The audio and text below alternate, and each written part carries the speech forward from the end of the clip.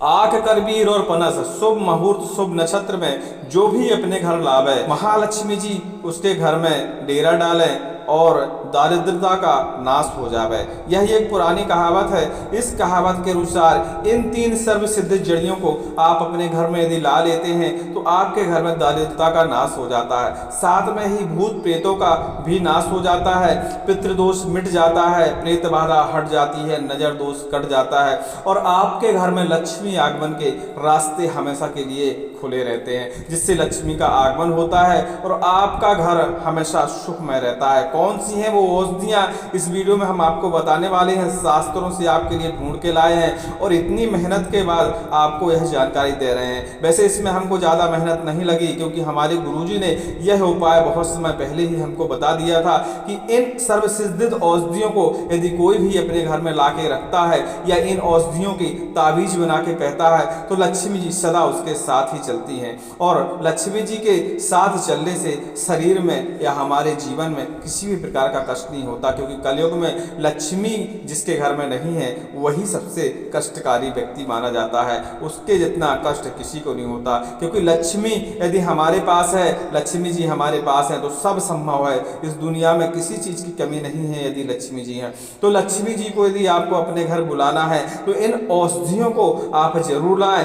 शुभ नक्षत्र और शुभ मुहूर्त में इन औषधियों को लाने की विधि इस वीडियो में हम आपको बताने वाले हैं और आप इन औषधियों को बड़ी आसानी से ला सकते हैं, क्योंकि यह आपके घर के आसपास ही होती हैं, बस इनका तंत्र प्रयोग आपको नहीं पता। तो इस वीडियो में हम आपको उन सब औषधियों के तंत्र प्रयोग के बारे में बता देते हैं। हमने आपको बताया कि आक करबीर और पनस, आक यानी सफेद अकौआ या लाल अकौआ जो भी आपके घर के पास उपलब्ध हो आप उसको ला सकते हैं, और करबीर यानी कनेर, सफेद कनेर, पीली कनेर, लाल कनेर जो भी आपको मिलती है आप उसको भी ला सकते हैं। पनस, पनस थोड़ा कठिन वाला काम है, क्योंकि इसके लिए आपको थोड़ा सा धन भी खर्च करना पड़ सकता है इसको लाने के लिए।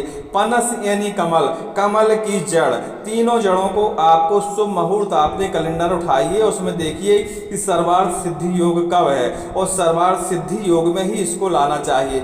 यदि आप एक दिन में इन औषधियों को नहीं ला पाते हैं तो अलग अलग मुहूर्तों में, अलग अलग शुभ मुहूर्तों में इन औषधियों को आप ला सकते हैं। और इन औषधियों को घर में लाने के बाद इनको आप बढ़िया से स्नान कराइए, गंगा जल से, दूध से, दही से और शहद से। इसके बाद इन औषधियों का पूजन करिए, धन्वंतरी महाराज जी से प्रार्थना करिए कि यह औषधियाँ हम अपने कार्य सिद्ध हेतु लाए हैं और इन औषधियों को इतनी ताकत दे कि हमारे शरीर के और हमारे घर के सारे कष्ट दूर हो जाए, सारी बाधाओं का नाशन हो जाए। इसके अलावा इन औषधियों की पूजा करने के बाद इनको एक लाल कपड़े में बांध के सुरक्षित रख दीजिए। कहाँ रखना है इनको? तिजोरी में रख सकते हैं, पर्स में रख सकते हैं, धन रखने की जगह में रख सकते हैं, अपने भंडार गृह में रख सकते हैं जहाँ अनाज वगैरह आप सारी चीज़ें रखते हैं। इसके अलावा कुछ औषधियों के टुकड़े आप घर के दरवाजे के सामने टांग सकते हैं, ताकि आपके घर में नजर दोष तो कतई हो ही ना और प्रेत बाधाओं का आगमन आपके घर में बिल्कुल ना हो, क्योंकि इन ये सर्वसिद्ध औषधियाँ किसी मंत्र से कम नहीं है, क्योंकि मंत्रों में जितनी ताकत होती है इसी से सर्वसिद्ध औषधियों में यदि सही मुहूर्त में ये लाई जाए तो मंत्रों से ज़्यादा ताकत होती है, क्योंकि मंत्रों को आपको लाखों बार, हजारों बार, कई मंत्रों को 108 बार और कई मालाओं का जाप करने के बाद मंत्र सिद्ध होते हैं। लेकिन सर्वसिद्ध जो औषधियाँ होती हैं इनको शुभ मुहूर्त में लाने से ये अपने आप में ही सिद्धित होती हैं और मंत्रों से ज़्यादा प्रभाव डालती है, मंत्रों से ज़्यादा इनमें ऊर्जा पाई जाती है। हमारे पुराने ऋषि मुनि इन औषधियों का उपयोग करते थे और कई ऐसे असाध्य रोगों को ठीक कर देते थे जो बड़े बड़े मंत्र, बड़े बड़े यज्ञ हवन ठीक नहीं कर पाते थे, उनको मात्र औषधियाँ बांधने से ही ठीक कर दिया जाता था। ऐसे बहुत सारी औषधियाँ हैं। आपने संजीवनी बूटी के बारे में सुना होगा। संजीवनी बूटी एक सर्वसिद्ध औषधि मानी जाती थी जिससे लक्ष्मण जी के प्राण बचाए जा सके थे। इसी प्रकार कुछ औषधियाँ यदि सही मुहूर्त में यदि लाई जाएं तो वह अमृत संजीवनी से कम नहीं मानी जाती। इसी प्रकार आक, करबीर और पनस, अकौआ, कनेर और कमल की जड़, तीनों जड़ों को थोड़े थोड़े टुकड़े एक छोटे से ताबीज में भरकर, तांबा का ताबीज अपनी श्रद्धा के अनुसार चांदी के ताबीज में आप रविवार के दिन भरकर इनको पहन लेते हैं तो आपके घर से और आपके शरीर से प्रेत बाधा 100 कोस दूर रहेगी। जिस जगह आप जाएंगे वहां से प्रेत एकदम दुम दबा के भाग जाएंगे। किसी को यदि सवारी आती हो और आपने यह ताबीज पहन रखा है तो देख लेना आजमा के, ये हमारी गारंटी है कि उसकी सवारी तत्काल ही उतर जाएगी। उसके ऊपर चाहे जितना बड़ा देवी देवता, कितना बड़ा प्रेत क्यों न चढ़ा हो उसके सिर पे, वह तत्काल ही उस इंसान को छोड़ के भाग जाएगा यदि आप उसके 10 कदम के पास में खड़े हैं, क्योंकि यह एकदम अजमाई हुई औषधियां हैं। और हमारे गुरुजी ने सर्वप्रथम कुछ भी तंत्र सिखाने से पहले इन औषधियों को बांधने के लिए हमसे कहा था, और उस समय रवि पुष्य योग दुर्भाग्य से या सौभाग्य से हमको मिल गया था, और इन औषधियों को हम लाए थे, और इनको हमने अपने घर में भी बांधा और अपने शरीर में भी